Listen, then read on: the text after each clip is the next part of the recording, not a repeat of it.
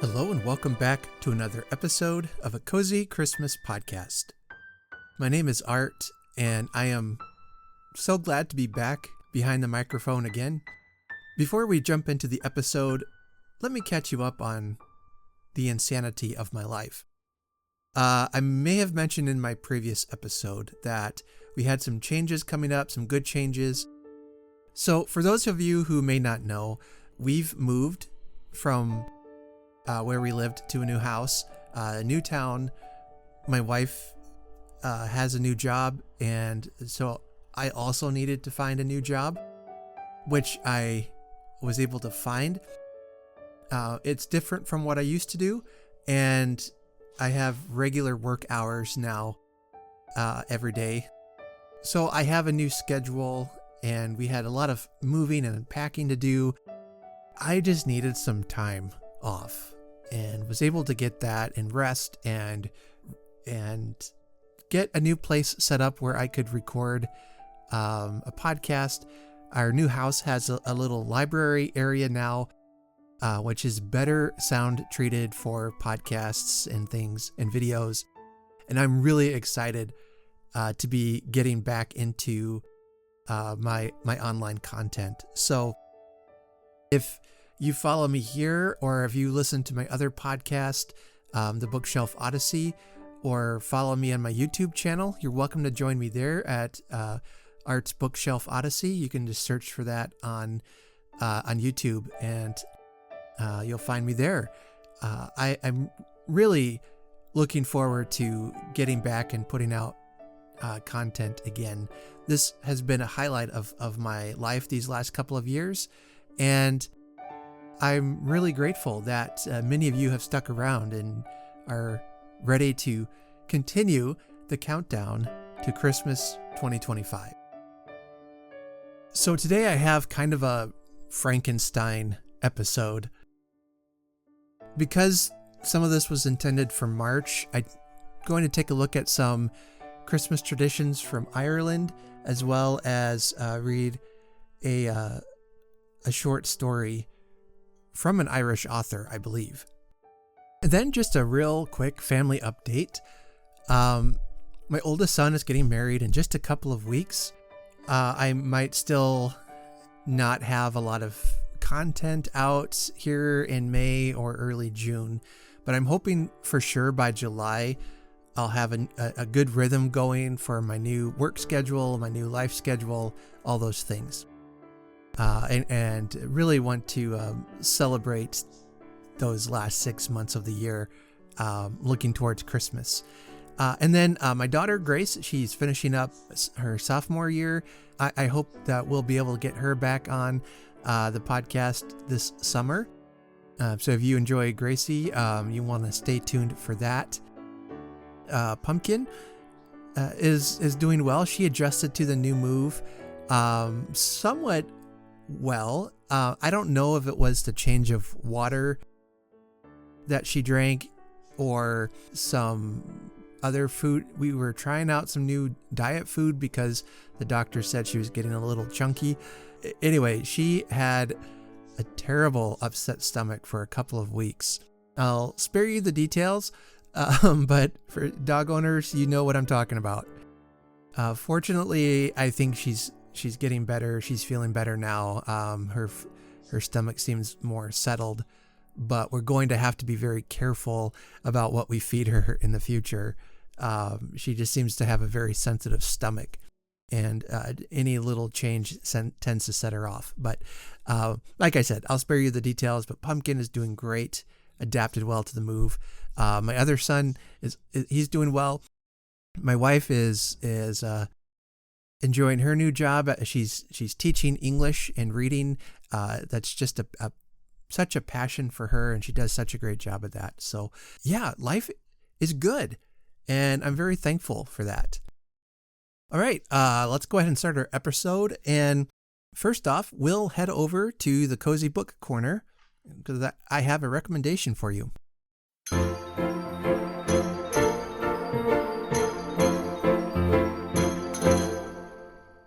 So this spring, I've been reading from the short story collection called The Valancourt Book of Victorian Christmas Ghost Stories.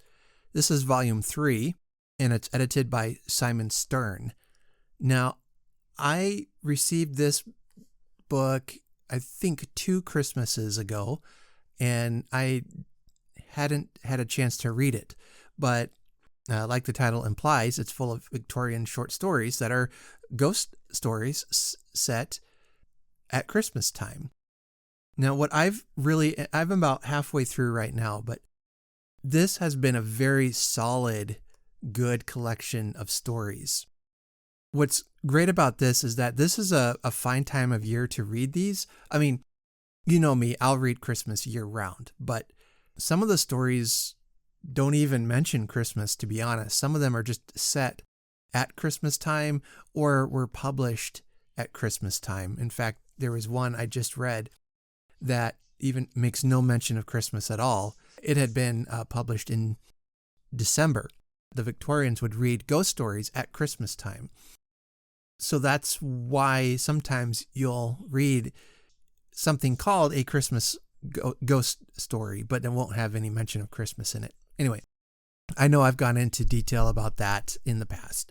I won't rehash all that, but this has been a really fun and at times very spooky collection of stories. And these are stories in the public domain. Many of them you can find on Project Gutenberg or other websites like that, readily available. I wanted to recommend that book. There's actually, I think, about 5 or 6 volumes in that set, and I'm hoping to collect them all. I don't know why I got volume 3 instead of volume 1 to start, but, well, I'll... If the rest are anything like this current collection I'm reading, these might be worth adding to your Christmas bookshelf. There is one story in particular I want to read in an upcoming episode that I found very funny, a little spooky, and just odd enough that I think would be a great read for the podcast. One of the stories I read is called 19 Great Hanover Street by Lily Harris. And that's like just a classic ghost story with, that mysterious old haunted house, and a very rational man, a doctor, buys it, and, all the local people are like, "Oh, sir, but that house is haunted. What are you doing there?" He has a really dramatic encounter with a ghost, properly spooky encounter. And, it's frightens him so much, his hair turns white and all that. It's great. It's great. So these are excellent for a good, cozy, spooky Christmas read, something you might enjoy. So that's my recommendation this month here at the Cozy Book Corner. And now I'll head down to the editing booth and see if I can't salvage the story I had planned to read in March.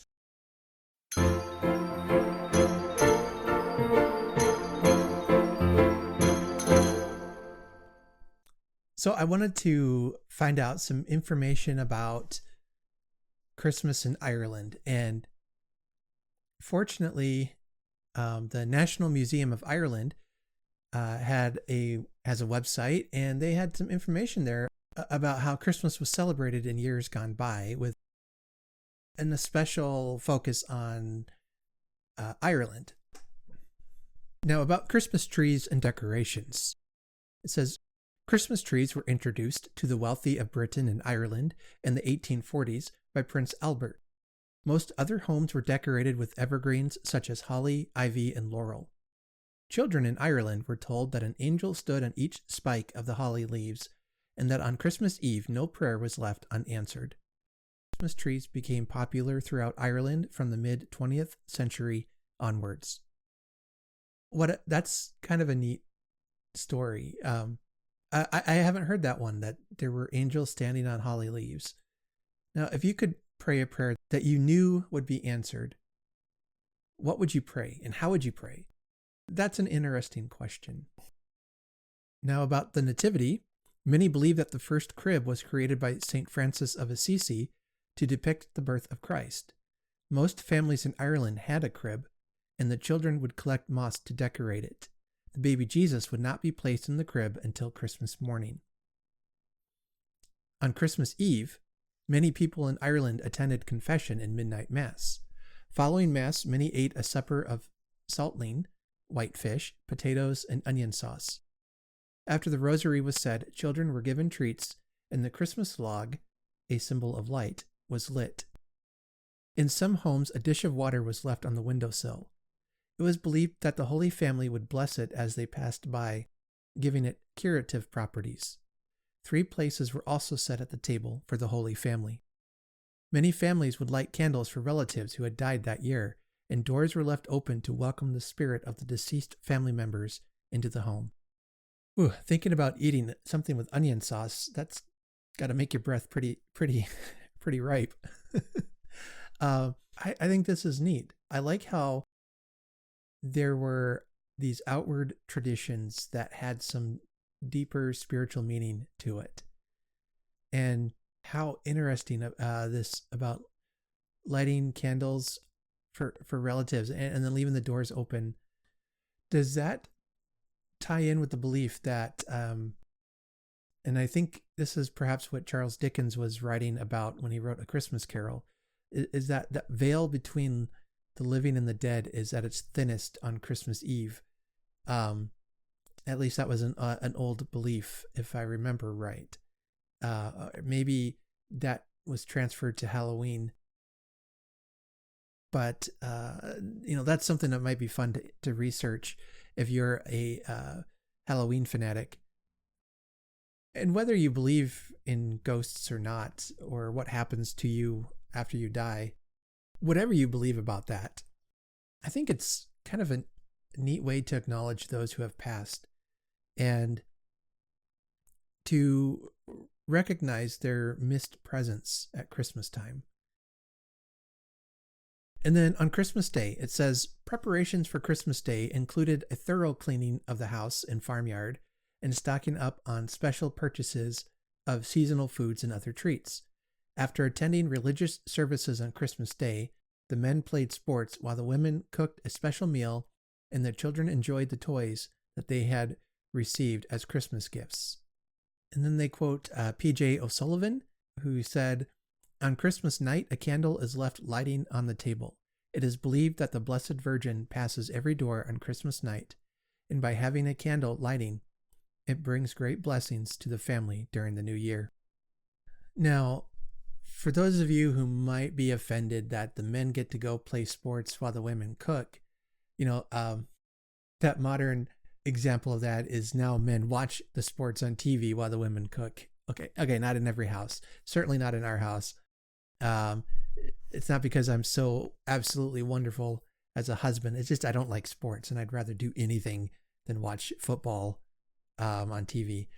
I mean, I am partial to baseball, okay, but they don't play baseball on Christmas Day because baseball is an awesome sport. Anyway, I was going somewhere with that. Oh, yes. Let's jump ahead to January 6th, also called the Feast of the Epiphany. This website says that the Feast of the Epiphany is a Christian festival celebrating the visit of the 3 wise men to baby Jesus. It is a holy day of obligation in Ireland. It is also popularly known as Twelfth Night, and it is considered unlucky to remove Christmas decorations before this date. Now that, I know, is not just exclusive to Ireland, but just generally speaking, in different nations and cultures that celebrate Twelfth Night. In Ireland, it also is known as, I'm not going to pronounce that. Anyway,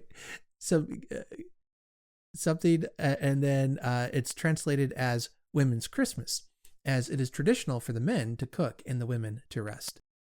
So I hadn't heard of that. And I don't know if that's also exclusive just to Ireland or the UK or Europe. Let me know if that's something you've ever heard of. And, ladies, you might get a chance to get a nice cooked meal from your husband.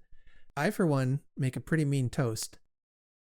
See, what I do is you take the bread that's already been pre-sliced by the store and you put it in the toaster and you push the button down and set the heat knob thingy all the way over to the lightest setting.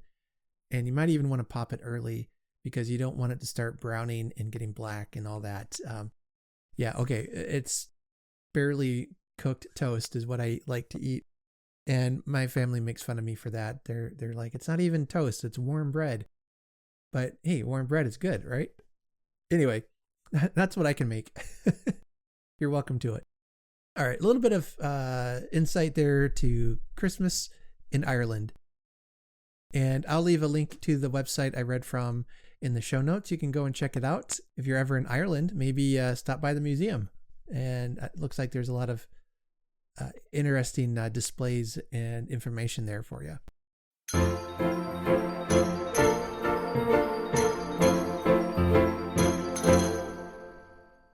Today we have a charming story called Frank Forrest's Mince Pie. It was collected in a book called A Spoiled Priest and Other Stories, and it was written by Patrick Augustine Sheehan, who was born March 17th, 1852, and died October 5th, 1913. So yes, he was born on St. Patrick's Day in the north of County Cork. He was an Irish Catholic priest, an author, and political activist. He was usually known as Canon Sheehan, after his 1903 appointment as a canon of the Diocese of Cloyne, or more fully as Canon Sheehan of Doneraile, after the town of Doneraile, where he wrote almost all his major works and served as parish priest. And you can find more information about him on Wikipedia, which is where I've been reading this information from. Let's go ahead and read our story today, and then we'll talk about it in the wrap-up. So I invite you to settle down here, put your feet up, and I'll read to you Frank Forrest's Mince Pie by Patrick Sheehan. 1. I declare, Frank, said Mrs. Forrest, that is the 4th mince pie you have eaten this evening. I am afraid, my boy, they will make you ill, so put away this one until tomorrow. Frank knew not how to disobey his beloved mother, so he promptly took up the delicacy and placed it in the cupboard. It was Christmas Eve. Presently a feeble, timid knock was heard, and, as cook was ever so busy preparing tarts and pies for the morrow, Frank ran to the door and opened it. A gust of sleety wind nearly lifted him from his feet, and a few snowflakes fell softly on the floor and melted slowly on the carpet in the hall. Something for the children, said a weak, faltering voice, and Frank saw before him a pale, delicate woman shivering in the icy wind.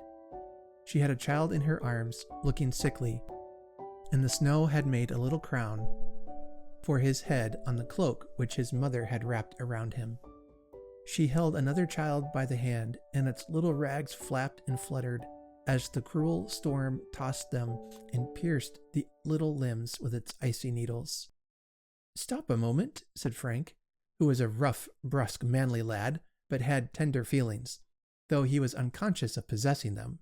In a few moments he returned with the following miscellany: several buns, scraps of cold meat, a paper of tea, a paper of soft sugar, a bunch of raisins, a wooden monkey on a stick, a battered doll, and, crowning all, his own mince pie, which he had put away for the morrow. God bless you, dear, said the woman as she opened her apron and wrapped up all these treasures, and a smile flashed across her face and lighted up her eyes, as if an angel had rushed by and touched and transfigured her. 9 o'clock came, and Frank sat by his bedroom fire, watching the flames dancing and leaping and gambolling around the bars. Then slowly and reluctantly he pulled off one shoe after another, and soon found himself nestling in his little cot, listening to the wild storm that shook the windows, and wondering where were the children resting whom he had seen that afternoon. Softly sleep stole upon him, and he closed his eyes in the peaceful slumber of boyhood. Boom, boom, boom. It was the great cathedral bell swinging out the midnight hour and sending its welcome tones on the wings of the storm. Frank started up. Ding dong, ding dong, ding dong. and mingling their sweet silvery notes with the deep booming, the joy bells pealed out rapturously the Christmas chimes. Frank heard the hall door open and shut, and he knew that Mother was going through the storm to the midnight mass. He rubbed his eyes and looked around. Hi-ho, what's this? He rubbed his eyes again, then started up and leaned on his elbow. No doubt about it. There in his own chair, opposite the fire, was a little old man, not a bit bigger than Frank himself. He held his hands before the fire, and Frank could see their dark shadows distinctly before the red embers.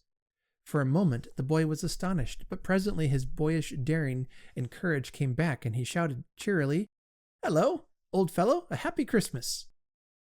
The stranger rose slowly, then came to the bedside, his two hands folded behind his back, and bending over the boy, he exclaimed, half seriously, half jestingly, "Ah, you bad boy!" "I am not a bad boy," said Frank, indignant at such an answer to his welcome, "and you have no right to say so." "Where's my mince pie?" said the old man, lifting up one finger and shaking it warningly. "I am sure," said Frank, "I don't know where's your mince pie, but I gave mine to a poor woman." "Ah, you bad boy," said the stranger again, as he slowly turned away and took up his seat by the fireplace. But Frank knew that the old man did not mean what he said. Presently his hand dived deep down into his pocket, and he placed on the table near Frank's collars and cuffs the very identical mince pie which Frank had given the poor woman at the door. There it was, with its mitered edge, its brown crust, and the 5 currants which Frank had ordered the cook to place crosswise on the top. The old man lifted off the crust and placed it gently beside him. "He's going to eat it, the old glutton," thought Frank. "He surely stole it from the poor woman." But no, he simply lighted a match on the coals and swiftly passed it round the edge of the pie before him. A bright blue flame shot upwards, flickering and flashing in the darkness, till it reached the ceiling. Then it assumed gradually the form of a house on fire. The windows were shown clearly against the dark walls by the terrible flames within, and Frank could see the little spurts of fire that broke from the slates on the roof. Now there was a rumbling and the confused murmur of many voices, and the tramping of many feet, and a noise like the roaring of the sea. Then there was a wild shout, and a tiny jet of water rose like a thread from the crowd and scattered its showers upon the fire. Another shout, and the boy's heart sank within him as he saw at the window of the burning house a young lad like himself, clad only in his nightdress, terror and agony on his face, and his arms flung wildly hither and thither. A chair went up, and a ladder was planted firmly against the window, and a sailor lad swiftly ascended, and in a moment the little fluttering figure was grasped in the strong arms and carried safely where gentle hands and warm hearts would protect him. Frank's heart was throbbing wildly. The perspiration stood out in beads on his forehead when he heard the harsh voice of the old man. "Shut your eyes." Frank shut them, but kept one little corner open, and he saw the old man quietly taking up the crust and place it in the pie, completely extinguishing this awful conflagration, and the Christmas bells were chiming. "Shut your eyes," said the old man again, quite angrily. And Frank shut them and kept them closed for a long time as he thought. "Look," said the same voice. Frank opened his eyes, fearing and wondering what new strange vision was going to burst on him.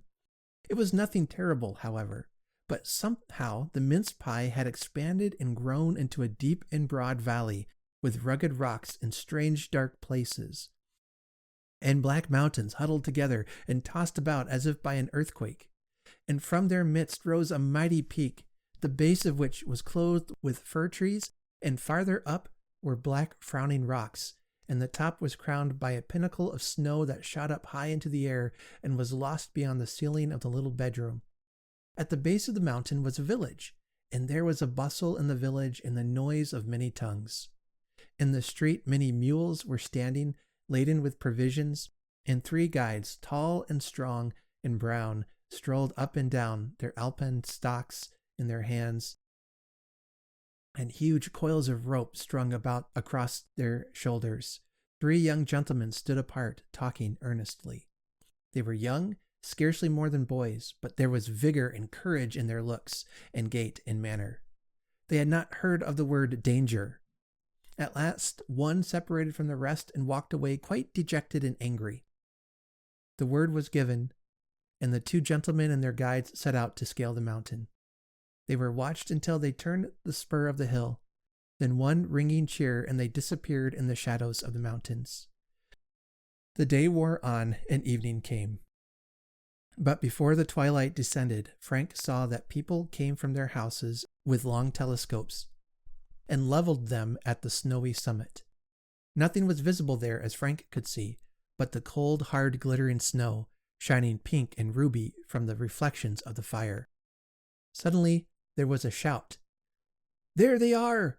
Frank looked and thought he saw 5 tiny black specks in the snow, linked together by a thread. Slowly these specks moved up the slippery surface until they were lost in the clouds.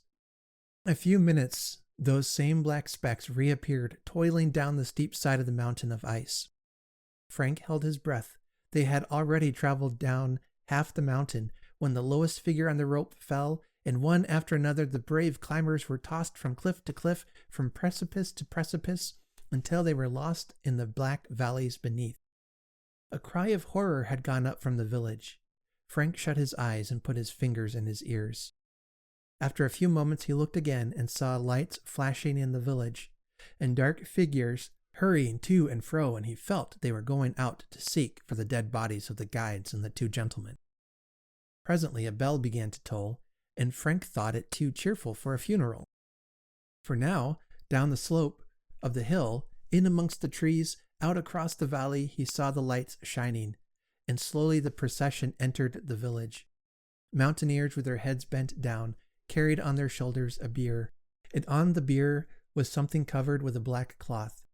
Behind them came a young man whom Frank recognized as the companion, who was left behind in the morning. He was weeping silently, now and again passing his handkerchief across his face. For one moment he raised his head, and the red light of the torches fell upon him, and Frank saw that it was himself, and he felt himself choking at the thought of his narrow escape from a terrible death. He lay for a while thinking and thinking, when once more he saw the old man by the fire with the mince pie on the table, but the vision of the valley was gone, but the Christmas chimes were ringing. After a little while, once more the voice of the old man, now very gently and lovingly, said, "Shut your eyes." Frank closed his eyes sorrowfully, for he felt very sad and frightened, and he dreaded another terrible picture. "Now," said the old man, "you may look." 2. Timidly enough, Frank peered forth. But how his heart bounded with joy when he saw his own beautiful harbor painted in its richest colorings of blue and gold, the sunshine steaming over its surface, and the little waves dancing and leaping and flashing. He looked for a long time out over the waters, but he heard the noise of laughter and talking quite close at hand, and he saw just beneath him a large, beautiful boat, and somehow he thought that this boat was but his mince pie lengthened out and decorated. It was heaving and rocking on the water, and it had the straightest mast and the widest sail in the world. And in the stern Frank saw quite a crowd of fair women and brave men, and he knew them all as the friends of his boyhood, though they were changed. Stout watermen in blue jerseys were lifting hampers over the gunwale, and over all there was a something Frank never saw before. It was a joy and a peace and a glory as if reflected from some light brighter than the sunshine. But he himself was very sad, and they pitied him and said, "Another time, Frank. Don't grieve too much." And then the oars were planted firmly on the gravel, and the boat was pushed away, and after a few strokes the sail was lifted, and the breeze caught it and carried the gay bark like a bird over the bright waters. Frank turned away, sick and disappointed, but lo, as he came along from the Admiralty Pier, he saw facing him the poor woman whom he had relieved and her children. But she had changed. She had on that strange look which passed across her face when the angel touched her. And her child was bright and ruddy, and held forth his hands to Frank, and the little girl, dressed ever so beautifully, caught Frank and bent him down towards her, and whispered something that Frank could not hear. but a strange peace stole over his heart, and all the sorrow and disappointment were gone. But when the evening came and the lamp was lighted and the books were opened, the same sadness stole into his heart. Suddenly there was a sharp ring and a succession of knocks and hurried whisperings at the door, and he heard his mother's voice saying, "My God!" And then the door of his room opened and his mother glided in, and her face was wet with tears, and Frank knew that the gay bark of the morning was drifting out a sad wreck into the high seas. And he knew also that his dear friends, from whom he had parted so sadly in the morning, were now lying cold and still on the sand and shingled down deep beneath the cold blue waters. But Mother came near him and flung her arms round him, and he heard her say, "Why, Frank, you lazy boy, still in bed at 8 o'clock Christmas morning. You promised to be first in the sacristy to bid Father Ambrose a happy Christmas, and now you must wait for High Mass. And there's a pile of Christmas cards waiting for you." Frank lay still a moment, collecting his thoughts, doubting all things, thinking all things a dream. But there was the white light of the Christmas snow shining in his room, and there was the bell ringing for Mass, and drawing a long sigh, he exclaimed, "Oh, Mother, I had such a dream." "Never mind, my boy," said his mother. "You can tell it by and by." And by, when the tables were cleared, and they were sitting round the fire, and there was not a shadow of gloom on the gay little circle, Frank told his dream, his hands softly clasped by his mother. And when he had done, she smoothed away his fair locks from his forehead and kissed him gently and said, "It was not a dream, Frank, but a vision of dangers from which the good God will preserve my boy for his kindness to the little ones of Christ." The end.